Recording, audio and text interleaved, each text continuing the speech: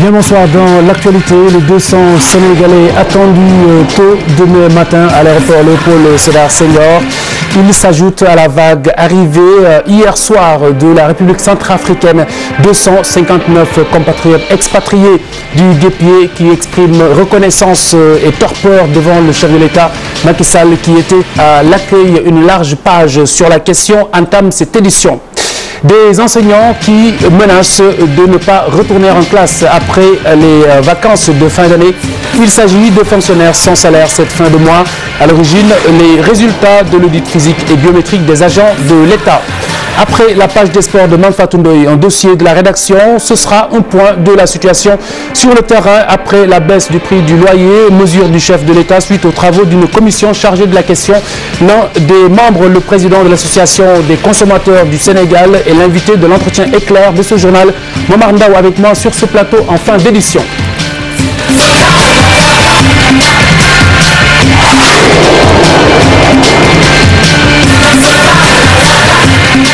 Crise centrafricaine, 200 Sénégalais attendus demain matin à 7 h à l'aéroport Léopold Sédar Senghor.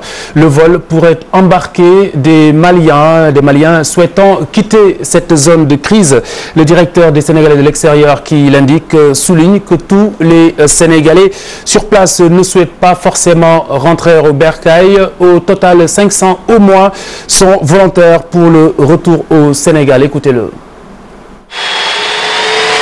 Ils sont encore sous le choc, les premiers Sénégalais de Bangui rapatriés à bord de cet avion. L'émotion, la fatigue. Et nous suivons de près la situation à Bangui. Nous avons déjà pris des mesures pour accueillir les 260 ou 261 qui viennent d'arriver par ce vol. Ils seront tout à l'heure installés dans l'aérogare de Pèlerins et à partir de là, des appuis pourront leur être apportés et un convoyage dans les villes respectives ou dans les localités respectives du Sénégal organisé selon leur volonté. Je voudrais encore une fois leur souhaiter la bienvenue dans leur pays et leur dire que jamais votre pays ne vous abandonnera et quelles que soient les circonstances, nous serons aux côtés de nos compatriotes.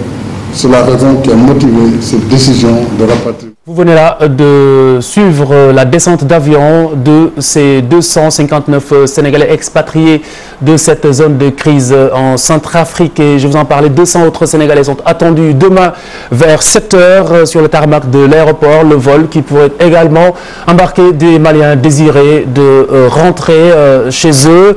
C'est le directeur des Sénégalais de l'extérieur qui l'indique. Il a souligné également que tous les Sénégalais ne souhaitent pas forcément quitter cette zone. En revanche, 500 au moins sont volontaires pour revenir au Sénégal. Écoutez-le. On attend demain à 7 h 05, Inch'Allah, à peu près 200 de nos compatriotes qui ont choisi de retourner au Sénégal. Déjà 264, comme vous l'avez dit, ont été accueillis hier à l'aéroport par le président de la République. Plus 200 autres, nous serons à peu près entre 464 à 500 à peu près compatriotes qui ont choisi délibérément de retourner au Sénégal. Parce que leur pays d'accueil, en l'occurrence la Centrafrique, n'est plus un pays de paix. Et nous souhaitons vivement que la paix revienne en Centrafrique, parce que ceux qui n'ont pas choisi de revenir ont choisi d'y rester, parce qu'ils ont déjà bâti leur vie sur place. Depuis plus de 25 ans, 30 ans, 20 ans ou 15 ans, selon les cas, ils ont tout là-bas. Donc ils préfèrent aujourd'hui sécuriser leur famille, leurs enfants, et eux rester attendant de voir la suite des événements.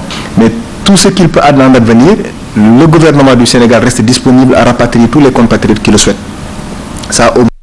Et parmi les expatriés qui ont souhaité rentrer au Sénégal, ces exfiltrés de Centrafrique, Abdoulaye Camara, il a encore en tête ces images d'exaction, mais également de massacres, devant selon lui une mission de sécurisation quasiment de marbre.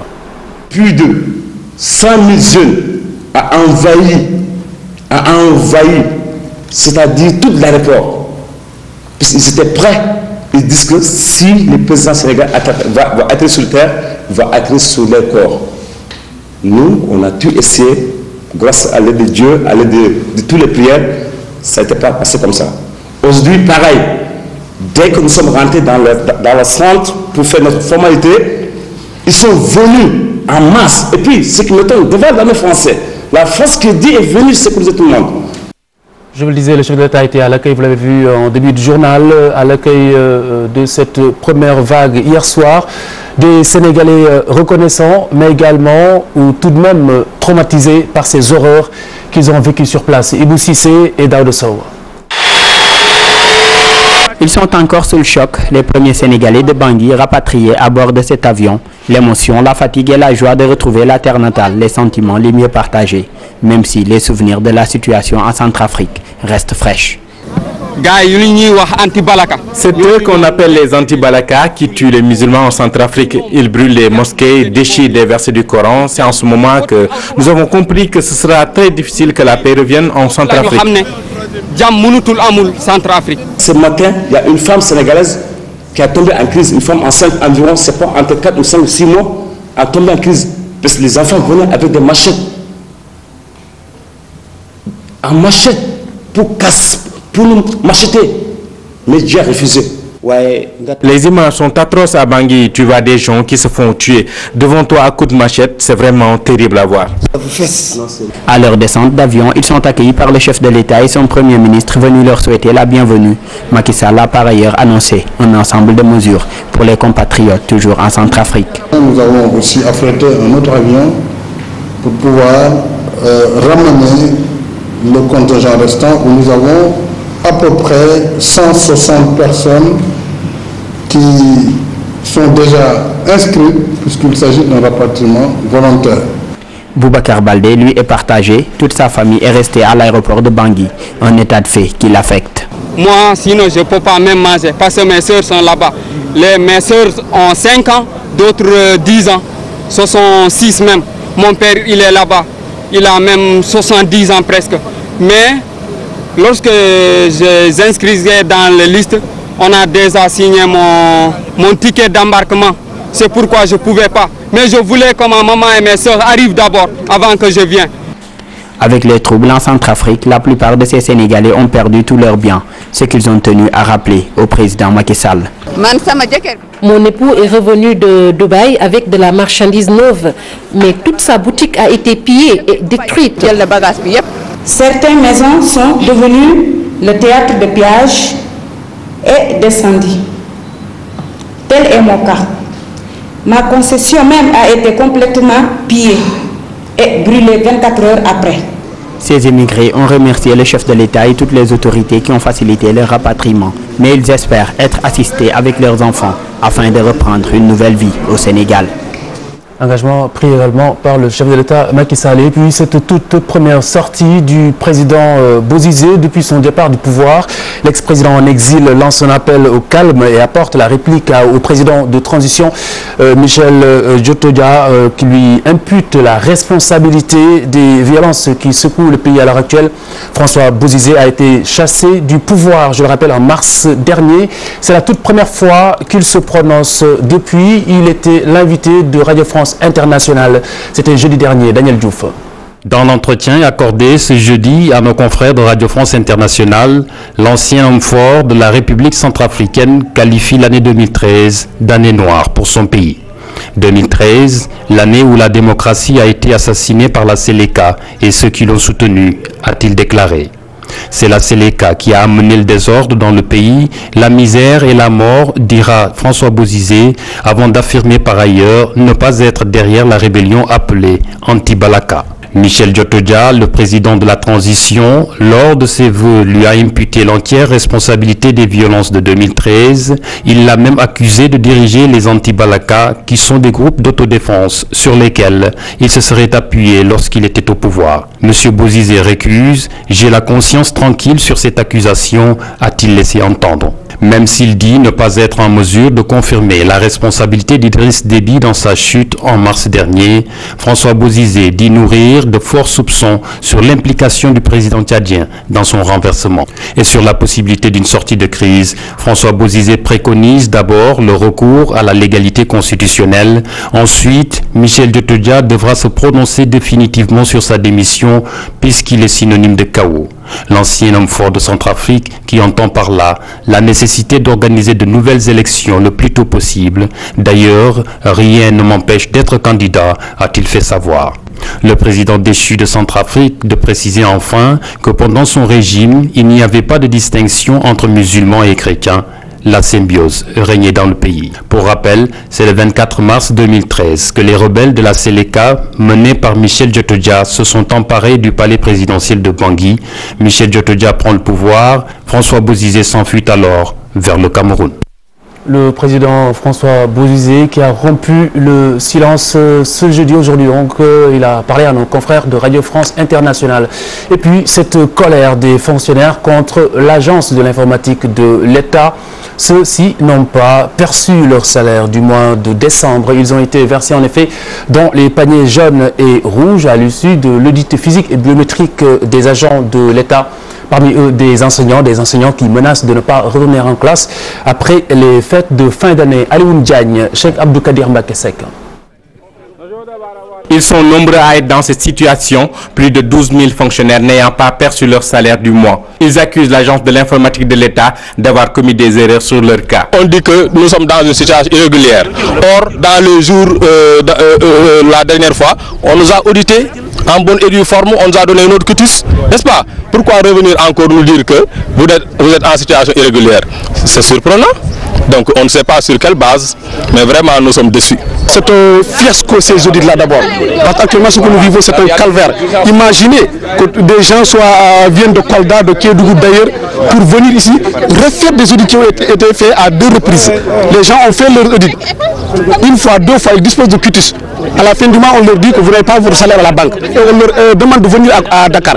Moi, je suis passé par Tamba. Je n'ai pas pu passer par la Transgambienne. J'ai payé 14 000 francs alors que je n'ai même pas mon salaire. Au nom de quoi cela? Faux rétorque l'ADIE. Pour elle, l'audit physique et biométrique des agents de la fonction publique ne souffre d'aucun problème. Déjà, sur les 12 000 et quelques agents qui sont dans le panier jaune, c'est des agents qu'on n'a jamais vus depuis le 30 novembre 2012. Ça fait plus d'1 an qu'on parle de cet audit et aucun de ces 12 000 personnes, malgré qu'on a eu une première phase, une deuxième phase, on a beaucoup communiqué durant toute une année, aucun ne s'est présenté. Et c'est maintenant qu'ils savent qu'on est à la dernière étape qu'on note ce rush-là qui est venu. Je dois juste dire que parmi tous ceux qui sont dans le panier jaune, il y a seulement 498 qui ont eu ce qu'on appelle un ticket. La plupart des concernés sont des enseignants qui à leur tour demandent l'audit de l'ADIE. Ils menacent de paralyser les cours au retour des fêtes. Si les salaires de ces agents-là qui ont fait correctement leur travail, les salaires ne sont pas virés jusqu'au 6, nous demanderons à l'ensemble des travailleurs de rester solidaires et de ne pas reprendre les enseignements apprentissages. Ces milliers de fonctionnaires venus des 4 coins du pays attendent d'être rétablis dans leurs droits. En attendant, ils continuent la navette entre l'ADIE et le Trésor. La gestion démocratique du personnel, un acquis syndical non négociable. C'est un rappel du secrétariat permanent du syndicat unique des travailleurs de la santé et de l'action sociale. Une sortie suite à l'affectation d'agents de la santé de Louga. Décision arbitraire selon le SUTSAS Fatou Kinedem. La rétention de l'information serait à l'origine de l'affectation de 32 agents sanitaires de Louga. Le SUTSAS juge arbitraire la note de service du gouverneur de la région. Les membres du syndicat à Dakar comptent réunir leur secrétariat permanent pour donner à cette lutte un caractère national. Nous étions en lutte en pratiquant ce qu'on appelle la rétention de l'information sanitaire après 1000 heures de grève avec le régime sortant. Alors certains médecins n'ont pas accepté que nos camarades fassent de la rétention de l'information. Ils sont même allés jusqu'à, disons, refuser à des camarades le renouvellement de leur contrat de travail. Or, ça n'a rien à voir. Aujourd'hui, qu'est-ce qui se passe sur le terrain? Alors, ils se sont rendus compte que les indicateurs ayant baissé, ils ont voulu simplement disons, utiliser la force. Et nous ne l'accepterons pas. La lutte, c'est la lutte du SUTSAS au niveau le plus élevé avec le gouvernement. Heureusement que le mot d'ordre a été levé. Pour le SUTSAS, la gestion démocratique du personnel est un acquis syndical. Le syndicat interpelle l'autorité de tutelle. Pour des agents qui accusent 2 mois d'arriérés de salaire, qui n'ont pas reçu leur motivation. Et à la veille de la fin, en début d'année, vous vous permettez de les harceler comme ça. Nous pensons que quand même c'est un peu même manquer, disons, de respect pour nos camarades qui sont là jour et nuit, quelles que soient les situations, pour essayer, disons, de soulager les populations. L'affectation de l'infirmier chef de poste de Keur Amadou Yalla de Kébémer risque de créer des tensions. Selon le SUTSAS, l'heure est à la réconciliation et au dialogue.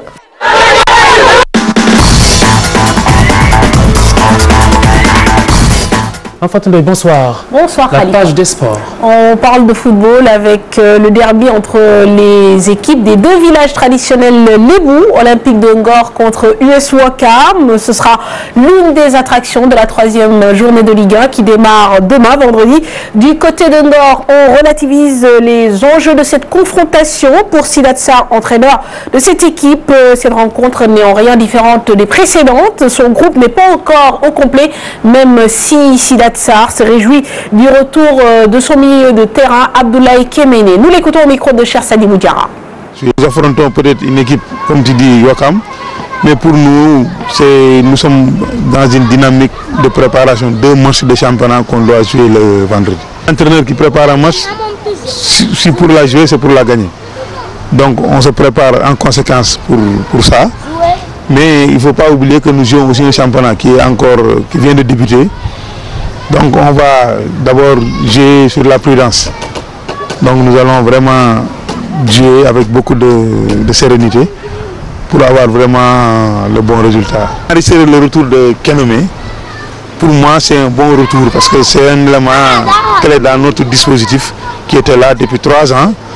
Donc s'il nous revient, ça nous fait que vraiment plaisir. Donc il est bien reçu. Donc vraiment on compte énormément sur lui pour jouer à fond le championnat. On a certains joueurs jusqu'à présent qui ont des problèmes de qualif. Et je pense que sur le plan administratif, les gens sont en train vraiment de faire tous les efforts pour au moins nous mettre à la disposition de cette équipe. On parle bien sûr du programme de cette 3e journée. Retenez pour demain 2 rencontres. Niaritali qui reçoit Sunéor et bien sûr l'US Ouakam qui affronte Ngor. Samedi, Garaf affronte Tourekouda. Yego fera face à Diambar. Stade de Mbour rencontre la Linguère. La Pekin, le Dakar, Université Club. Et puis dimanche, pour terminer cette 3e journée, le Casa Sport affronte le port autonome de Dakar. Football, mais cette fois-ci en Angleterre avec la 20e journée de Première Ligue. Mohamed Yamé entame de la meilleure manière cette année 2014. Le milieu de terrain de West Ham a inscrit son 2e but de la saison, mais n'a pu empêcher la défaite de son équipe devant Fulham 2-1. À noter également les performances d'Arsenal, de Manchester City et de Liverpool. Le point avec Abdelaziz Khan. Mohamed Diamé entame 2014 du bon pied. Le milieu de terrain sénégalais a profité du premier jour de l'an pour inscrire son 2e but de la saison. Face à Fulham, Diamé a ouvert le score pour les Hammers. Insuffisant tout de même pour éviter la défaite de West Ham qui s'incline sur le score de 2-1. Cette 20e journée de Premier League reste marquée par la victoire à l'arraché d'Arsenal qui s'impose dans les 5 dernières minutes face à Cardiff pour garder la première place du classement. Derrière, Manchester City suit le rythme des Gunners après son succès au Liberty Stadium face à Swansea sur le score de 3-2. Les Citizens sont à 1 point d'Arsenal. Les Blues de Chelsea restent accrochés à la 3e place après leur brillante victoire au St. Mary's Stadium face à Southampton sur le score de 3-0. Chelsea reste à 2 longueurs du leader. Après 2 défaites consécutives, les Reds de Liverpool se reprennent en dominant Hull City sur le score de 2-0. La mauvaise opération de la journée est à l'actif de Manchester United qui retombe dans ses travers en s'inclinant à Old Trafford face à Tottenham. Avec 11 points de retard sur le leader londonien, les Red Devils auront du mal à conserver le titre de champion. Merci Abdelaziz Khan. Nous parlons à présent de volleyball avec les Lions de l'équipe nationale qui veulent participer au championnat du monde de la discipline, mais de gros challenges se présentent à elles. Pour aller au mondial, les filles doivent compétir dans un tournoi prévu du 18 au 28 février à Nairobi. Et depuis fin novembre, les protégés de Amadou Sen ont entamé des séances d'entraînement, même si les conditions sont jugées très difficiles. Suivons ce reportage de Chertigan John. Pour le 3e et dernier tour qualificatif du championnat de volleyball, l'équipe nationale féminine a déjà validé son ticket. Les Lions du Sénégal à fond dans la préparation à la salle d'échauffement de Marius Ndiaye. 5 jours d'intense d'entraînement, même si les moyens font toujours défaut. Quand on parle de moyens, ce n'est pas un discours récent. Vous avez interpellé toutes les fédérations, ils vont retenir le même discours. Donc je pense que c'est une question de choix, de politique, d'État. Hein.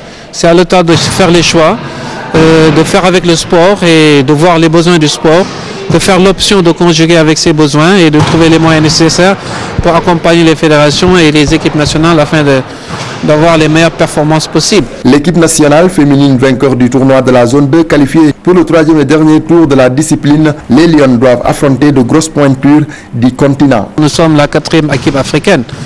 Bon, on participe au tournoi qualificatif. C'est pas pour nous faire la main. On va aller au championnat du monde. Si on ne triche pas, c'est ce qu'on va vous dire. Bon, maintenant, ça va se dérouler au Kenya. C'est une poule extrêmement difficile parce qu'il y a le Kenya, il y a la Tunisie, il y a l'Ouganda, il y a les Seychelles, le Sénégal, le Cap-Vert. Et donc je pense que c'est cette équipe. Et c'est une seule équipe qui va passer. Le coach compte s'appuyer sur le potentiel de l'équipe nationale pour défendre les couleurs du Sénégal. Dans ce sens, la solidarité est de mise. Puis, ça fait beaucoup d'années qu'on s'entraîne ensemble, donc du coup on se connaît tous. Il y a une bonne ambiance. On veut juste faire une bonne performance. Côté Kenya, on l'a déjà côtoyé au championnat d'Afrique. C'est une équipe qu'on peut battre, mais c'est juste qu'il faut qu'on travaille plus. En ce moment, notre travail est plutôt accentué à la défense. On travaille beaucoup la défense. En même temps aussi, on est en train de travailler les relations attaquantes centrales. Donc le travail est plutôt basé sur ça. On fait beaucoup de travail entre la défense et la relation entre les centrales et les passeuses. Difficile pour se faire une place dans le volleyball africain. Néanmoins, le coach Amadou Sen et ses polices soutiennent que les records sont faits pour être battus.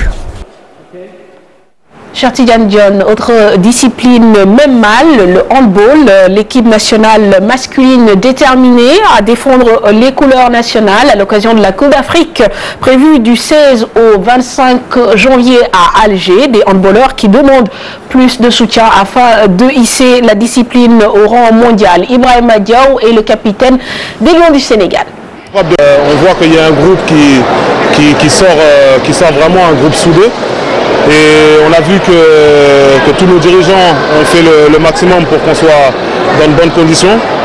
Voilà, maintenant, nous on a une ambition, c'est d'aller à la CAN et de revenir avec une médaille. Je sais que le groupe est capable de le faire.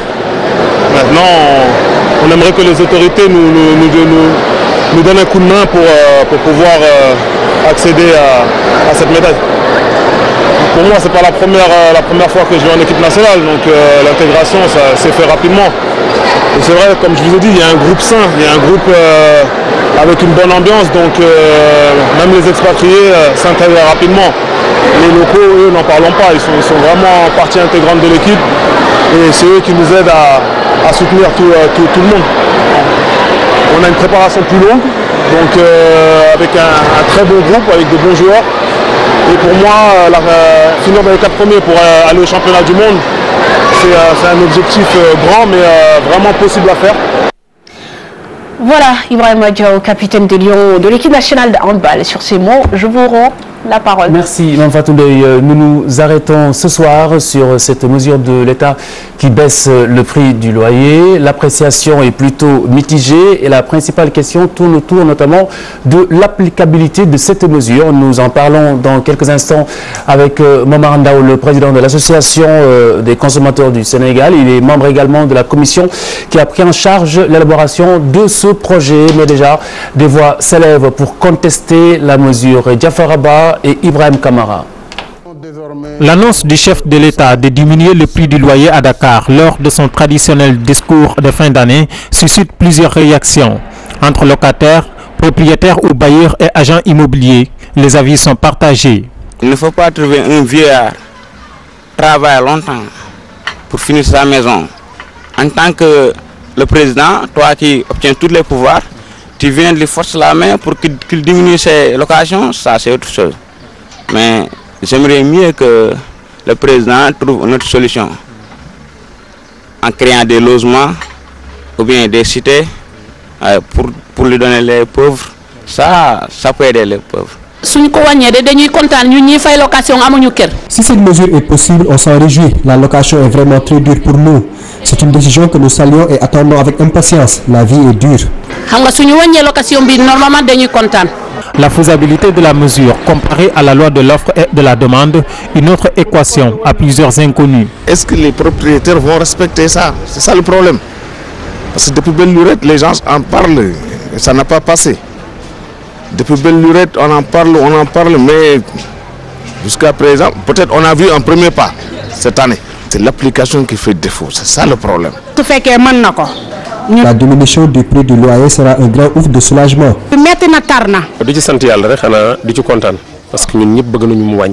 Nous saluons la mesure, mais elle doit être accompagnée par une large concertation avec les acteurs, voir aussi comment diminuer le prix des matériaux de construction. Location au Sénégal, courtiers et étrangers.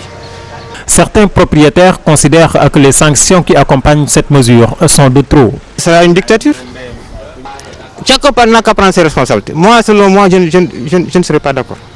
Je préfère faire sortir tout le monde, oui, et fermer ma maison, que de baisser les loyers en me forçant. Cet agent immobilier souligne que des paramètres relatifs aux situations géographiques seraient omis par la Commission nationale chargée de réfléchir sur la mesure. Il fallait en outre faire des prix standards en établissant par exemple chaque zone un prix. Zone par exemple Parcelles, Pikine, Guédiawaye, par exemple zone Grand Dakar, Grand Yoff, Nord Foire. Par rapport à ces zones, on a un prix plafond et un prix plancher. Là au moins les propriétaires pourront savoir à quel prix ils pourront louer. Mais présentement, il y a un problème qui se pose.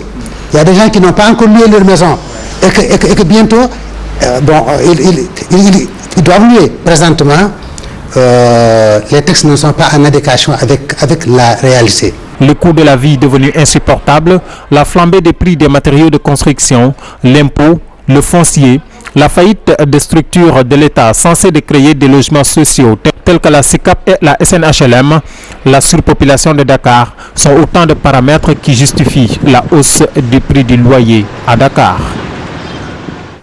Bonsoir. Bonsoir Khalifa. Alors vous êtes membre de cette commission qui a travaillé sur la question avant de livrer un rapport aux autorités ou plutôt au chef de l'État. D'abord revenir sur la composition de la commission, rappeler son contexte de naissance. Voilà, en fait, la commission est présidée par le professeur Ibader Thiam, député, qui a eu à diriger la commission d'enquête parlementaire de 2008 sur la baisse des prix des loyers. Oui. Donc, moi, j'en suis le rapporteur et porte-parole. Nous avons M. Moustapha Ndiaye, notaire. Nous avons le président de l'Ordre des architectes, M. Wagui Diop, et qui a été secondé par Habib Diène, architecte senior. Nous avons un magistrat Hassan Sek qui est le conseiller juridique de Madame le Premier ministre. Ouais. Nous avons le conseiller urbanisme, assainissement et habitat donc de Madame le Premier ministre, M. Saho Abdou Karim. Nous avons Madame Fabienne Carrère-Derine qui est membre d'une agence immobilière qui est aussi là-bas au titre de représentant des agences immobilières et des bailleurs. Nous avons M. Eliman Sall qui est le président de l'association pour la défense des locataires du Sénégal. Nous avons aussi M. Chérif Thiam qui est expert immobilier. Donc voilà grosso modo donc, les personnes qui constituent l'ossature de la commission. Donc vous avez réglé le problème du consensus un peu. Voilà, exactement. Parce qu'en fait, l'idée c'était de dire que la commission n'est pas dirigée contre tel ou tel, contre les bailleurs, etc. Donc l'idée a été de dire, prenons des personnes qui vont faire un travail objectif donc, sur le loyer. C'est ainsi que nous avons revisité l'ensemble des textes, parce que vous savez que le prix du loyer à usage d'habitation n'est pas libre au Sénégal. Depuis le Code des obligations civiles et commerciales, il y a une loi de 66. Ensuite, en 77, on a fait la première décision sur les surfaces corrigées. En 81, ça a été modifié. Et puis, aujourd'hui, donc, même avant que la commission ne travaille, les textes disaient que le prix du loyer est fixé selon la méthode de calcul déterminée par la réglementation. Donc, et la loi de 81 qui a été prise par Abdou Diouf, donc la loi 81-21 donc du 25 juin 81 dit que vous êtes sanctionné si vous pratiquez une hausse illicite de loyer et vous pouvez même encourir des peines de prison allant de 2 à 6 mois de prison. Autrement dit, il y a juste eu laisser aller. Voilà, exactement. C'est-à-dire que voilà, il n'y avait pas de volonté d'appliquer ces textes. Très bien. Alors, quels ont été les instruments d'appréciation qui vous ont permis d'établir cette fourchette actuellement, cette fourchette de prix? Voilà, donc le prix du loyer est déterminé par le prix de la construction. Parce que le législateur a voulu prendre en compte les intérêts du bailleur. C'est ainsi que si on calcule le prix de revient de la construction, on le fait sur la base de la surface du terrain, de la zone, donc du prix du terrain, du bâtiment, comment il est construit, est-ce qu'il y a suffisamment d'ouverture, est-ce que la lumière entre, est-ce que quand vous ouvrez vos fenêtres, vous voyez la mer, ou bien vous voyez un panorama, ou est-ce que vous voyez un mur, etc., etc. Donc toutes les considérations qui font que le prix du loyer, le prix de la maison est élevé, ont été prises en considération. Maintenant, c'est sur cette base-là qu'on calcule le loyer annuel, qui est divisé par 12 pour avoir le loyer mensuel. Mais si vous regardez, entre 1994 et 2010, l'augmentation du prix du coût de la construction, du coût de l'immeuble, est de 44%, 44,4%. Mais dans la même période, donc de 1994 à maintenant, l'augmentation du prix du loyer est de 256,06%. On aurait compris si elle était de la même amplitude, c'est-à-dire de 44%. Mais elle est 3,45 fois supérieure à l'augmentation du prix des coûts. Donc aucun bailleur aujourd'hui ne peut évoquer en tout cas le coût du ciment ou le coût etc. Et en plus de cela, l'enquête de l'Agence nationale de la statistique a déterminé que 52,5% des bailleurs n'ont pas acheté leur maison, ils les ont eu en héritage. 2,5% les ont eu en donation. Donc plus de 55% des bailleurs n'ont pas investi un franc pour les loyers sur lesquels ils sont en train vraiment de pratiquer des prix. Pour ceux qui ont investi, le taux de rentabilité aujourd'hui des loyers, c'est 7%. Or, l'IOMA, ils sont à 14%. C'est ça la norme. Donc cela veut dire qu'ici, on gagne 2 fois plus d'argent avec le loyer que dans la sous-région. Ça veut dire que toutes ces raisons ont fait qu'aujourd'hui, il n'est pas, en tout cas objectivement défendable que l'on ne baisse pas le prix du loyer. Et si on arrivait à faire respecter justement cette règle, cela amènerait les propriétaires à mieux se préoccuper du confort des locataires. Exactement, parce qu'en fait, les locataires ont des droits qui ne sont pas respectés. Vous voyez des gens qui ont des arriérés de loyer, le monsieur vient démonter une fenêtre, démonter la porte, couper le courant. En fait, il y a des pratiques vraiment barbares qui se font aujourd'hui en matière de loyer. Alors, c'est la raison pour laquelle, donc, en se fondant sur les textes, donc la Commission a proposé des baisses des taux à appliquer au coût de la maison. Très bien. Alors, sur l'applicabilité maintenant, d'un point de vue juridique, c'est ça. Comment rester en phase avec la législation? Exactement. Donc, on a changé les dispositions du décret 81-683 qui donne le pourcentage final à appliquer. C'est ainsi que donc nous allons avoir une première baisse de 29% pour toutes les maisons normales, bien faites, jolies, correctes, mais qui ne sont pas des maisons de très grand luxe. Par exemple, les maisons des SICAP, des HLM, etc. Toutes les maisons qui ont à peu près le même niveau de confort, ce qui ont été définies de manière détaillée dans la catégorisation, vont avoir une baisse d'environ 29%. Cela veut dire que celui qui paye 100 000 francs va se retrouver avec 71 000, celui qui paye 150 000 francs avec 106 000, celui qui paye 200 000 avec 146 000, etc. Des trucs comme ça. Et donc, et c'est valable pour ceux qui payent 10 000 francs comme ceux qui payent 300 000 francs. Alors, ce qui veut dire en gros que tous les contrats qui ont été signés auparavant sont caducs. Non, les contrats existent parce que le contrat, c'est le fait de dire j'achète chez vous, je prends chez vous la location. Il y a une disposition aussi qui... C'est la disposition donc, du prix qui est modifié uniquement. Mais le contrat continue d'exister. Très bien. Alors maintenant, pour ceux qui ont un niveau donc, de confort, de world standing, ils sont à 14% et les autres à 4%. Donc ce sera un avenant sur tous les contrats qui ont été faits auparavant. Alors sur la prise en charge justement de la préoccupation de ce propriétaire qui s'est endetté et qui a déterminé en fonction son remboursement, en fonction de son remboursement à la banque. Voilà. Comment justement prendre en charge ces prévisions qui sont forcément bouleversées? Voilà, parce que c'est pris en compte parce qu'aujourd'hui nous voyons que donc les gars, les bailleurs ont un taux donc, de rentabilité de 7%, ça veut dire que le taux aujourd'hui il est extrêmement intéressant. C'est-à-dire que les gens ils s'en sortent facilement. C'est d'ailleurs la raison pour laquelle il y a beaucoup d'investissements dans l'immobilier. Et à un moment donné d'ailleurs l'État avait augmenté le taux de calcul, ce qui faisait que donc ça avait un peu renchéri les prix. Et pour promouvoir l'immobilier. Mais aujourd'hui quand on gagne trop, quand le coût du loyer est de 3,45 fois supérieur au prix donc de ce que vous a coûté l'immeuble, la construction et tout, ça veut dire qu'il y a quand même un dérèglement sur lequel l'État a décidé de mettre la main. Très bien, alors Momandao, dernière question. Quelles dispositions pour faire respecter cette mesure, pour ne pas dire pour faire respecter la loi? Exactement. Un dispositif qui va accompagner tout cela. Alors, très très bien. Donc dès que le décret sera publié, il va y avoir la publication du tableau qui permettra aux consommateurs de savoir quelle est la baisse à laquelle il aura droit. Donc ainsi, si vous avez droit à 29%, si vous payez 100 000 francs chaque mois, donc là vous allez payer 100 000 moins 29 000. Ça veut dire 71 000 francs CFA. Vous donnez 71 000 francs à votre bailleur. S'il n'est pas content, vous allez au commissariat. Parce que la loi 81-21 du 25 juin 81 dit que si vous pratiquez un prix de loyer supérieur à celui qui est réglementaire, vous encourrez donc une peine de prison de 2 à 6 mois ou bien d'une amende de 1 500 000 francs CFA. Peut aller jusqu'à 1 million. Et ça, ce n'est pas une loi de Macky Sall, c'est une loi de Abdou Diouf qui a été prise donc, en 1981. Merci beaucoup Momandao, président de l'ASCOSEN, porte-parole de cette commission qui s'est occupée justement d'élaborer ce document, ce projet qui concerne la baisse du loyer au Sénégal, mesure du chef de l'État, le décret attendu incessamment. Merci, excellente soirée sur TFM.